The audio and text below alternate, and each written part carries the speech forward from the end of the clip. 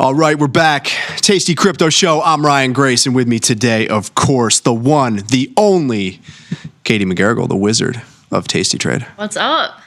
Wizard, Jedi, ninja. Samurai. Yeah, I'm a samurai right now. Everybody wants to know, Katie, we start the show off this way every Monday. What video game are you currently playing? I am currently playing Ghost of Tsushima. All right. So I am literally a samurai fighting off the Mongolian invasion. Okay.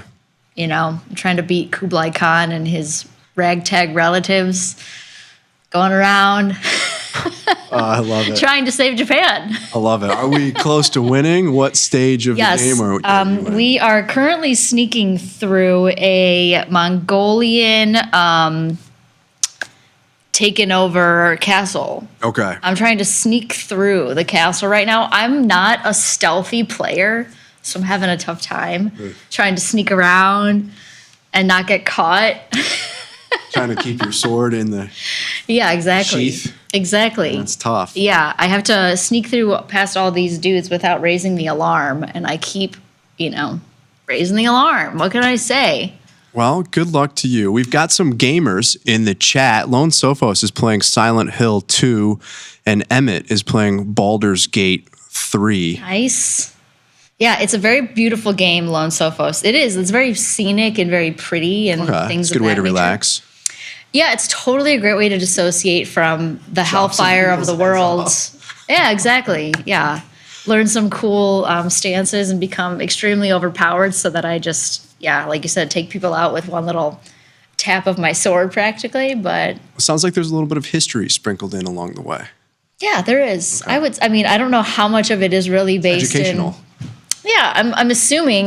They went through some real horrors as far as I can tell, but I think all war is hell, so it kind of tracks. But that's what I'm currently playing. What's going on in your world? Did you have a good weekend? Yeah, good weekend. Thanks for asking. Took a little bit of time off. Went to Michigan. Enjoyed the muchachos. Yeah. Had a nice time. Good. In the sun. Good weather. As you deserved. Yeah, I didn't blow anything up. I'm not a big fireworks guy, believe it or not. Yeah. But other than that, we had a good time. Nice. Well, so speaking of fireworks, did we talk about this when we were on the show? I don't even remember when we were on the show together last, but have you seen the Put It in Reverse, Terry? Yes. So I went to the Cubs game on Thursday, and I don't own any Cubs gear because I'm not a Cubs fan, even though Tasty Trade sponsors them. So send me some gear. But I've ordered a Put It in Reverse Terry t-shirt. And I was expecting to get so many compliments on it, and only one person thought it was cool. So I was a little bit devastated by that. But it's beautiful. I saw a video on X, I think it's probably on Instagram, TikTok, making the rounds, where someone handed a young child a Roman candle. The kid probably was old enough to handle this. I don't know what the age limit is, or I don't know if limit's the correct word. It's probably for children 3 and up. So this child was maybe 3, 4 years old. Yeah. Definitely. Are you talking about the ones that literally shoot out the streams of... Yeah, like a magic wand kind of thing, Roman candle.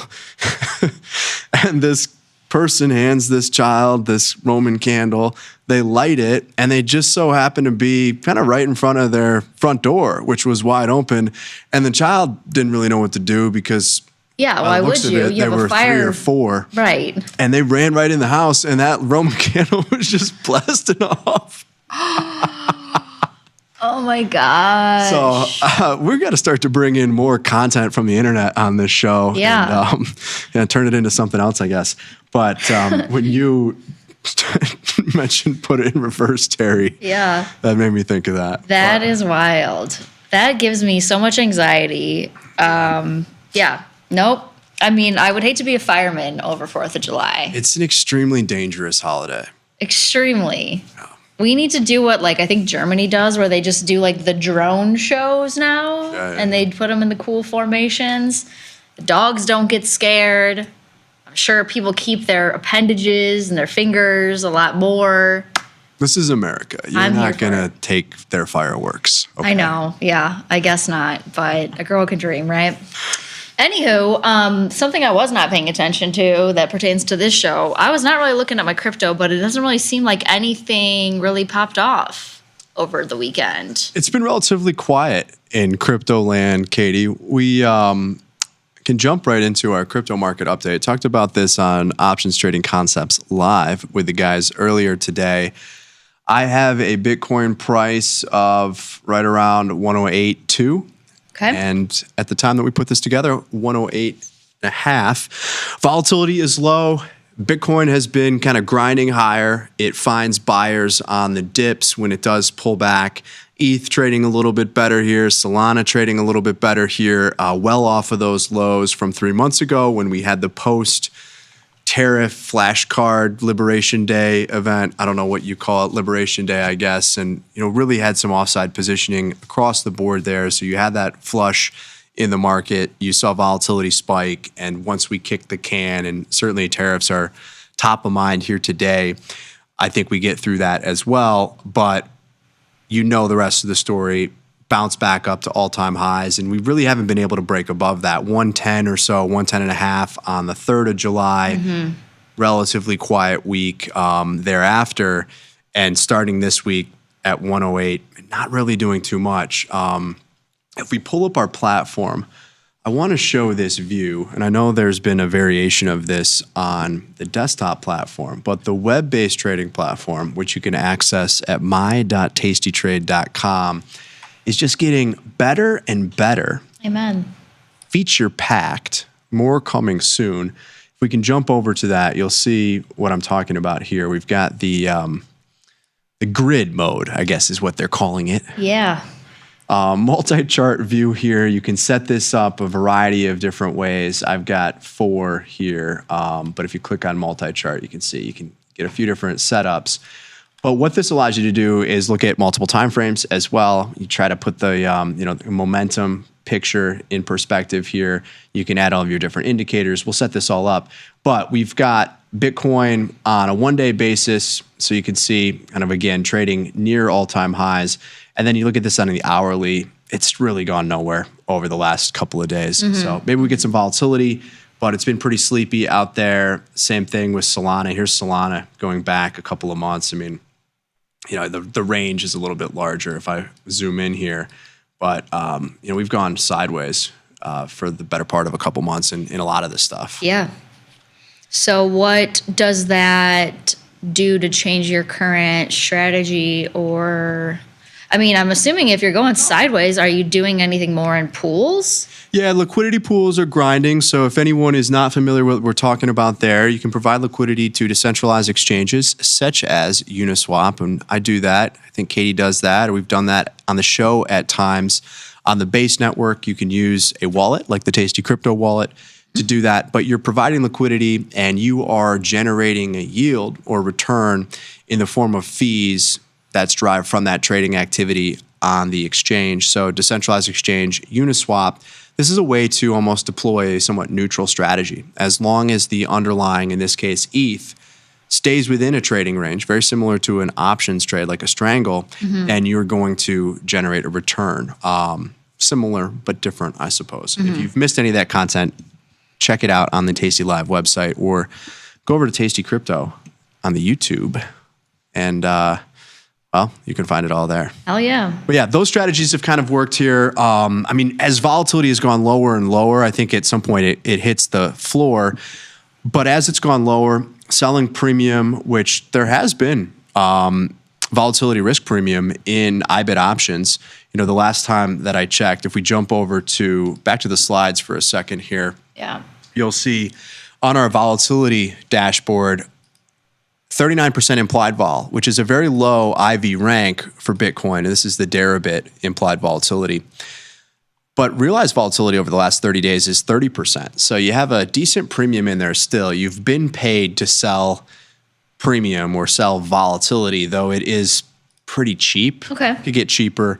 I think you do pop at some point, but volatility has been very low. So that's a trade that's been working. Selling strangles in there, selling calls, selling cash secured puts far out of the money. That has been working.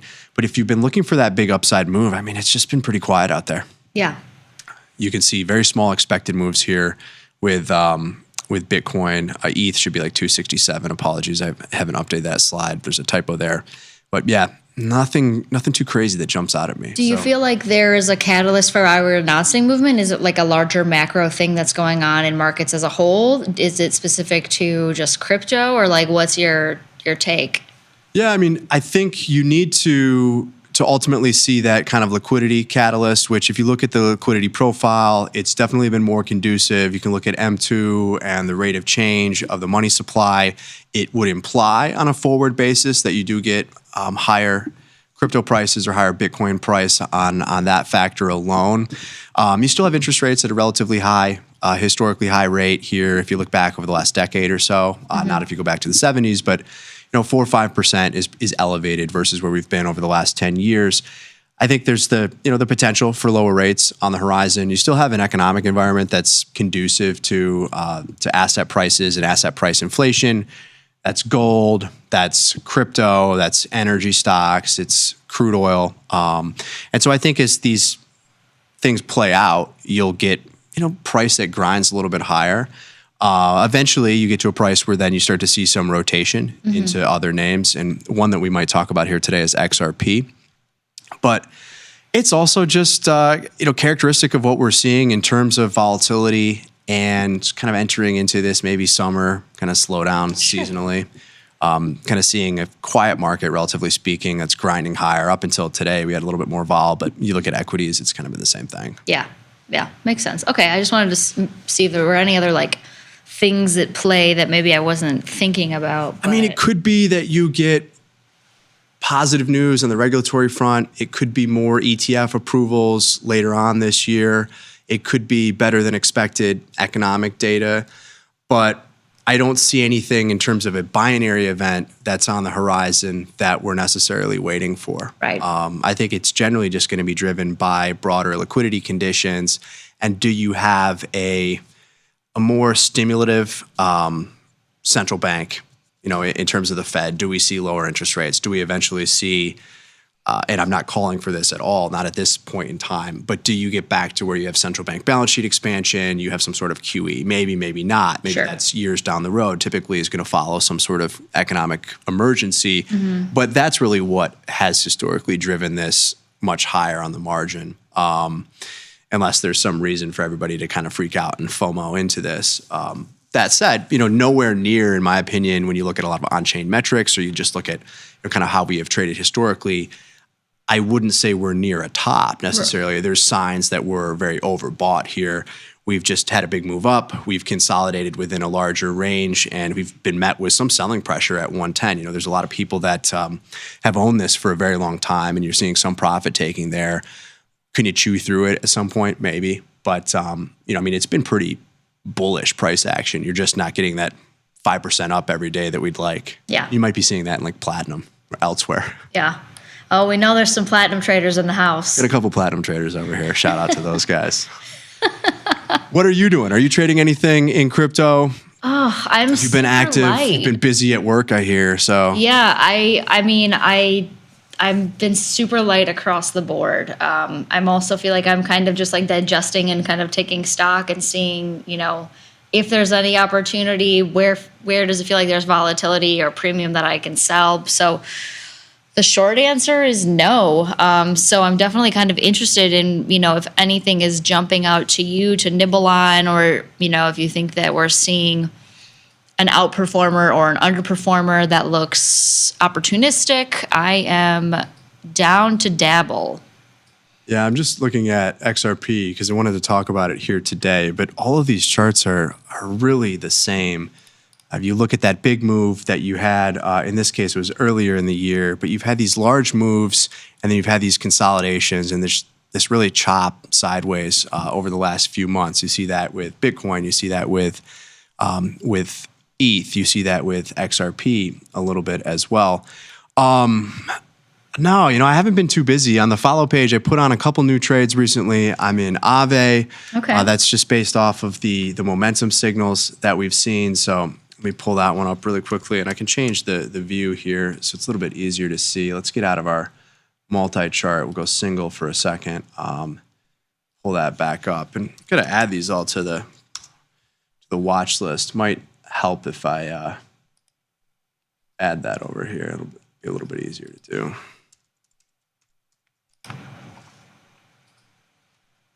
Beautiful. Yeah, so long here. It's been trading a little bit better. Added to a Solana position here today on the follow page. Just trying to go off of the signals. You haven't seen a lot of smaller market cap stuff pop just yet or inflect higher, as I like to say. Yeah. Memes have traded pretty poorly. But, ETH's trading a little bit better. Solana a little bit better here. Bitcoin's been pretty resilient. I've just been adding to some dips when they show up. Sure. Makes sense. And I think sometimes, patience pays off, right? You're in an environment where, you could easily see the expected move double here on a weekly basis.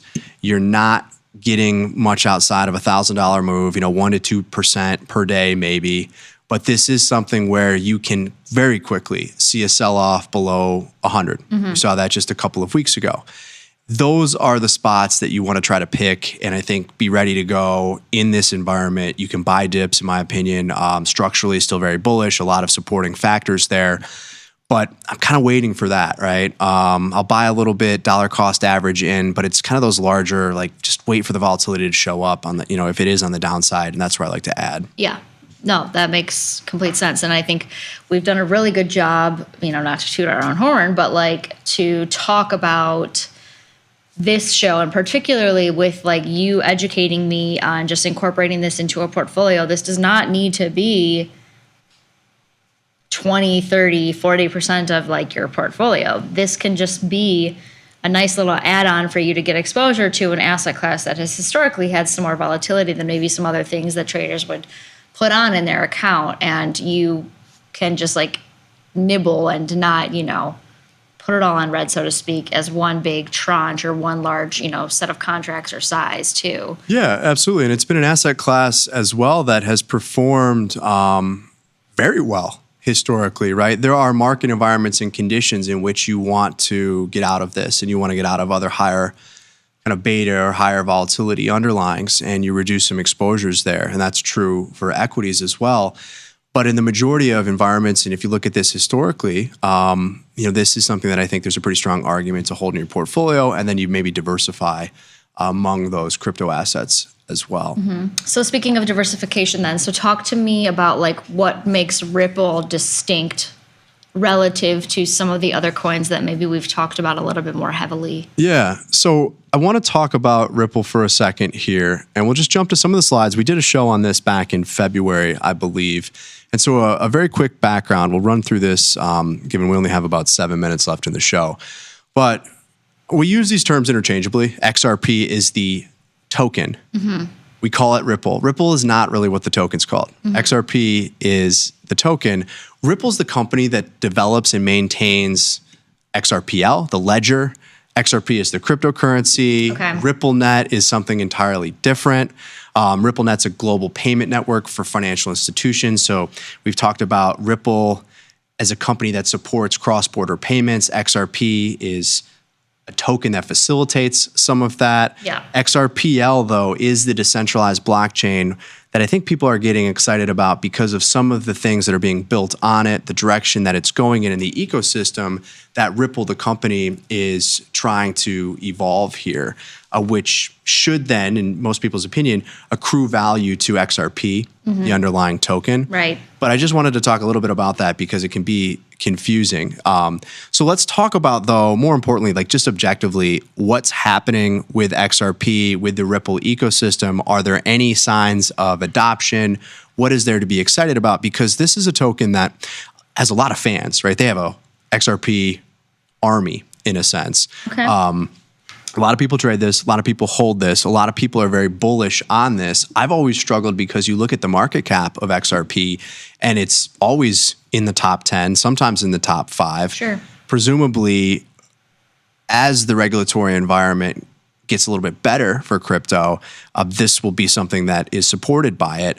But when you look at a lot of the fundamental data, it's sometimes difficult to argue that it's very supportive of that very large market cap. Okay. And so people that are very, very bullish XRP don't want to hear me say that, but I always want to look at this and try to come at it as objectively as possible. So just to jump around a little bit, we've talked about just this ecosystem quickly.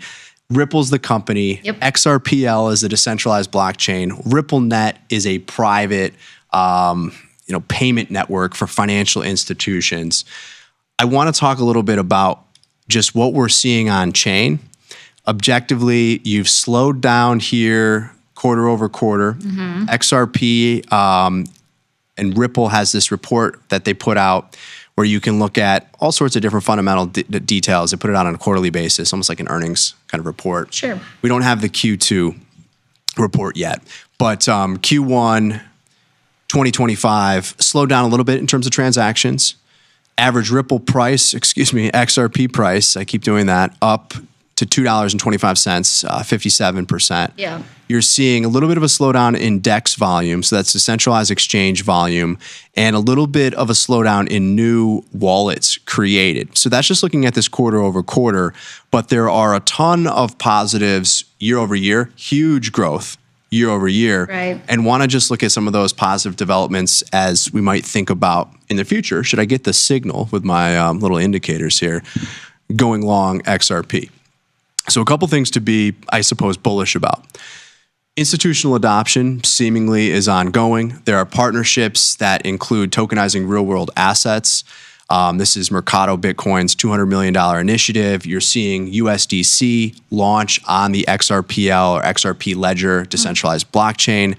And then you're starting to see more banks that are piloting cross-border corridors or cross-border payments via the on-demand liquidity mechanism. Without getting into all the details, that is some of the value that XRP plays in this system. You're also starting to see growing support for DeFi. So you have Ethereum virtual machine compatibility, which has gone into testing as of the spring. Mainnet expected Q2. This is going to enable, and I think we're kind of slowed down in terms of the delay there, but this is going to ultimately enable a lot of what you might see on Ethereum in terms of DeFi, decentralized applications. Sure. You get to where you'd have decentralized exchange, automated market makers, a lot of those apps and those protocols ultimately that are powered by smart contracts might not be exactly the same as Ethereum, but that's the direction it seems to be going in. Okay. And then there's an argument that as the regulatory environment evolves, this is going to be a boon for XRP. One area could be XRP ETFs. So Bloomberg analysts, a couple of the guys over at Bloomberg are covering, they cover the ETF space quite closely. Those guys are looking at a 65 to 75% chance of approval. Yeah. I think you could see a Solana ETF, for example. So that should all be supportive. Additionally, when you look at actual signs of adoption, beyond just looking at this quarter over quarter, you're starting to see an increase in use of the Ripple USD stablecoin. That accounted for over 300 million in DEX volume in the first quarter. So that's definitely growing. Whenever I look at on-chain activity, I always want to see increased stablecoin volumes. That is a signal of adoption. Totally. Additionally, a lot cheaper to create a wallet on the XRPL, or an XRP wallet here. So that's gone from about 10 XRP, which kind of at today's price might be about $23, $25, somewhere around there, to just one XRP to deploy that. And you're seeing a huge jump in wallets, up 210% year over year. So there are definitely some signs of adoption. I think it's still difficult, in my personal opinion, to justify the valuation, but that doesn't matter. You are seeing, some clear signs, and maybe there's an opportunity for an investment here if we get a pullback. This has been another one that's it was done well enough. Put this in on my watch list as well, and we'll keep building on this. We've traded sideways here, but it's been able to hold on to the $2 level, and potentially it could go a lot higher. I think there's a lot of people that would like to see that. Interesting. Yeah, I have not touched this one. I guess my question with 5 seconds to go basically is, I hear everything you're saying, I think like the idea of like banks dabbling in using XRP to, transfer cross-border or whatever the correct terminology is, it does feel like there's a place for like an XRP ETF based on the fact that if like banks are kind of bought in, that feels very stable to me. Is there anything that I'm like not? Is it just the fact that like it's still kind of in the early days of like the DeFi stuff that like makes you say it feels potentially like hard to quantify value, or if it's true value? Well, I think it's just that it has a market cap that is up there with some other chains that seem to have a lot more activity at this stage, right? Okay. If you were to make a fundamental case for this, I think there are some signs of adoption and indicators on many other chains that would more so justify kind of their place in the market versus where this is today, purely from that perspective.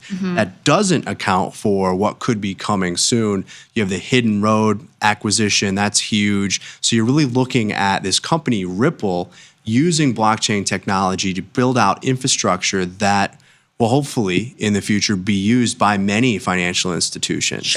It's just that there isn't a ton of usage. It might be growing to an extent today, but there isn't a ton of usage, or that just isn't 100% true today. Got it. But it's an investment in the future, in the technology, not so much what happened in the past or even where we are presently. Got it. It's just that all has to evolve and be true and be realized, I think, for this to make sense. Okay. I'm not against it one bit. Just trying to look at this in my own, in my own opinion, trying to look at some of the data and just highlight what it shows. Is it growing? Yes, year over year, absolutely a ton of growth, but there's probably still work to be done, in my opinion, to justify that valuation. Sure. It makes me go back to the crappy example when we first started doing this show together, where I was talking about like Roller Coaster Tycoon or SimCity or something like that, where if you're talking Roller Coaster Tycoon, maybe there's only 1 or 2 rides on XRP right now. Yes, there could be more coming soon. There could be more roller coasters and food stands and carousels and bumper cars that make it really worth the trip to go. I love it. I hope so. Thanks for bringing it back to the video games, Katie. Anytime. What am I here for? That's going to do it for our show. I will be back on Wednesday. Until then, thanks for watching. I'm Ryan. I'm Katie. Peace. Peace.